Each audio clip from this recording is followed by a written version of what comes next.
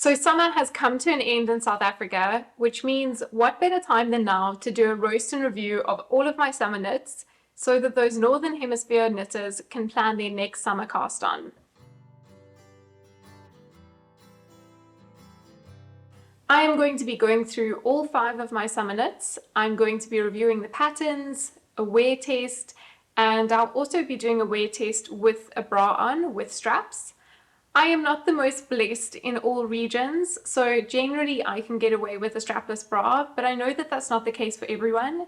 And generally why I watch these types of videos is to see how a knitted item looks on a moving body to get a better feel for how it's going to look in day-to-day life. So my first top is what I'm wearing, the beautiful Camisole number 5 by My Favorite Things Knitwear. Now this is started at the shoulders and you knit front and back, you join in the round and then you knit as a tube in 3x2 rib. This absolutely killed my hands. It is knit on 2.25mm needles, at least my version is, and the pattern I believe recommends a 3mm needle. So knitting on such tiny needles for rib and especially for the body where you're just knitting continuously really did put a lot of strain on my hands. I had to be quite strict about taking breaks at times. I think that this is one of the biggest issues with summer knits is that you're often knitting on very tight gauges and having to work with very tiny needles, which means that it flares up hand pain and it also leads to the garment growing very slowly and you don't really get that instant gratification. My hope with this video is that you'll see that there are some patterns that you can knit on bigger needles that really give a nice result. Once you've knit the body, you then go back in and you do double knit edging for both the collar and the sleeves here.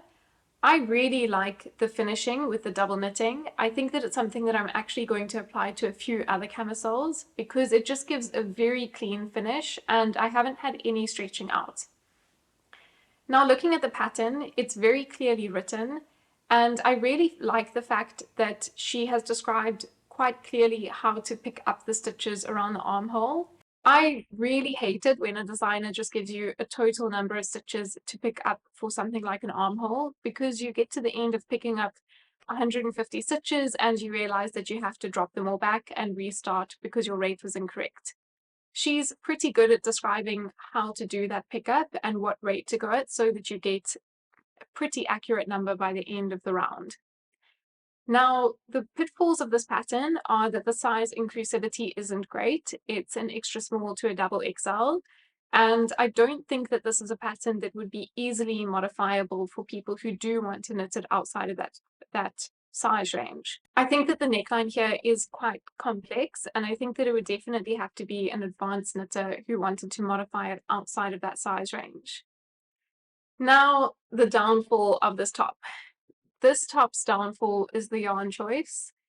I love and hate this yarn for this top. My love for it is purely based on the color, but it was completely the wrong yarn to use for a summer item. This is Schachenmayr Merino yak, which is 58% wool, 28% polyamide, and 14% yak.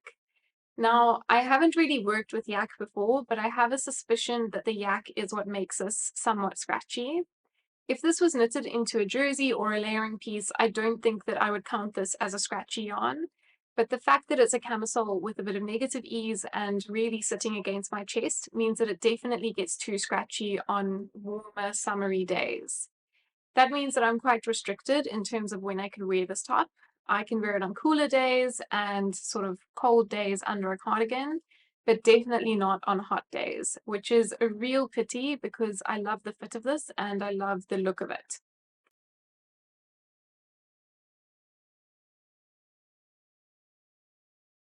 The second camisole in my knit wardrobe is my Mey Camisole by Nabita Jouret. Now, this pattern comes from an extra small to a 5XL, so it's pretty good in terms of size inclusivity. And in terms of the pattern construction, you start at the middle here, you then work your way up to the top, you cast off, you then work from the middle down, and the pattern recommends a split hem, but I decided not to do that. And then you end off with this ribbing on both the armholes and the neckline. I think that the ribbing on this piece is really the standout element of this item. There's just a really lovely effect as you go to the intersection between the ribbing for the armhole and the ribbing for the neck. And I think that it just leads to a very finished, polished looking garment. My modifications that I made for this pattern were mainly based on having major gauge issues. I had 19 stitches in 10 centimeters, where the pattern calls for 22 stitches in 10 centimeters. So I landed up with a much wider, looser top than what the pattern is meant to be. It also meant that my ribbing really flared out and it just couldn't hold up the top. So I had to do some major sweater surgery and add some reinforcements so that the ribbing didn't flare out too much. I actually really like the look of this top, and I think that I will probably knit a similar version in the future with the same gauge, but I'll have to make a few modifications to the armholes and the neckline so that they can really hold up the piece and they're not going to flare out and let the piece completely fall apart. Now with the yarn, I used Aymara Belissimo, which is a mix of alpaca, merino, and bamboo. When I saw the bamboo component in this yarn, I got really excited and I thought that this would be a fantastic summer yarn. But unfortunately, this still has quite a scratch factor. I definitely wear this and I love it, but I am restricted to cooler days once again with this top, and it's not something that I can wear on hot days because it just gets way too itchy.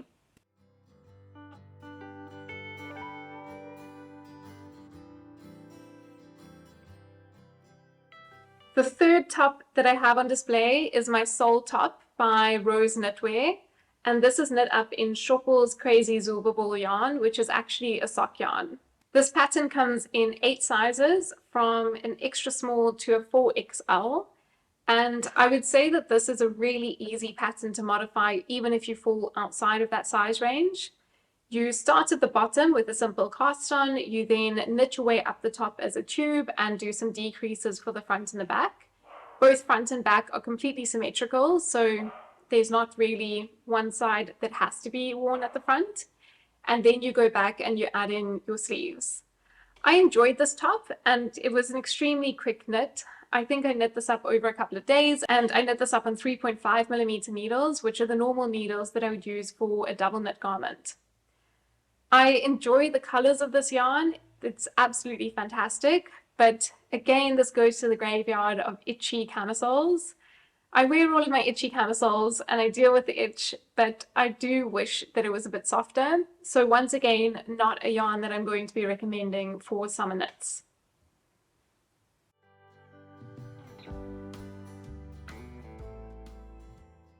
Finally, with my fourth camisole, we get into the era of soft summer knits that can be worn on hot days. This is my second Mey Camisole, and the construction is exactly the same. This version I knit a bit longer, and I also omitted the split hem on the side. The striped sort of pattern that I've got going on here was quite spontaneously made. I just knit intermittently with different stripes of different lengths until I was happy with how it looked, and then I just kept repeating that over and over again. And then the colors of the ribbing was basically determined by how much yarn I had left to work with, because this was made on scrap yarn. This is knit up in Elle 100% Merino and Cowgirlblues, also 100% Merino or Merino Twist. Both of the yarns are double knit and they are really, really soft superwash yarns. This top is one where I'm super happy with the outcome and really, really happy with how soft it is and the ease of wear with this piece. I managed to meet gauge with this version of my Mey Camisole, which definitely gives it a slimmer fit. I did make the top section here much narrower than the pattern suggests. I accidentally did too many decreases and followed the number of decreases for the extra small version. And I also did a few fewer rows of ribbing on both the armholes and the neckline. I think that was mainly due to the fact that I was playing a bit of yarn chicken. So when you do see some sort of b-roll over here of a bra friendliness test, that might be a little bit different if you're knitting the pattern as it's meant to be knitted. The fifth and final top in my wardrobe is my twist loop camisole by Other Loops. This is knit up on Knitting for Olive Merino in lavender blue, and also knit up on teeny tiny 2.25mm needles. For this top, it's knit top down. You cast on at the shoulders, you knit front and back, join in the round, and continue down with this cable detail. You then go back and you do I-cord edging on the sleeves, and you do a folded over collar. Now, when I compare the finishing on these two tops, I must say that I really like the double knitting on my Camisole number 5 much more, and it's actually something that I'm considering going back and changing on this top. I did go down to 2mm needles for the edging, but I still think that the I-cord is much looser than the double knitting that I achieved on my Camisole number 5, and I think that it overall just gives a nicer effect. The Knitting for Olive has got a pretty good rep in terms of being a summer-friendly yarn, and I know that Handmade by Florence and a few other knitters have also recommended it. And with the few weeks of wear that I've had this top, I can definitely say that this has held up nicely on hot days. It doesn't get too scratchy at all in hot weather, and I also don't overheat that much. It leads to a pretty fine fabric, and I think that the drape is quite lovely, that I am able to tuck it into some tops. When I measure my gauge, I did hit gauge with this top, but I still find that it hasn't got as much negative ease as I would like. It's got a little bit too much drapiness, and I would actually love it to fit more like this Camisole number 5 does.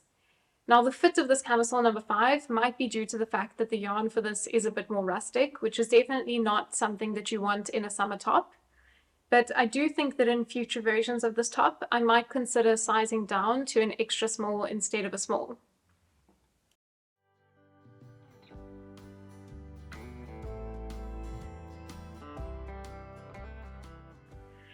So that is all 5 of my summer tops. I hope that you've enjoyed this, and I hope that you have some inspiration for your summer knits. Some of these summer knits take a lot of investment in terms of time, attention, and skill, and some of them are really nice, quick, enjoyable knits.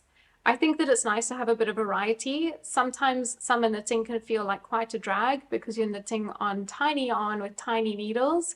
So switching it up with some pieces like the Sole Camisole, where there's definitely some instant gratification, is something that I would really recommend. I hope you enjoyed this, and I'll see you next time. Bye!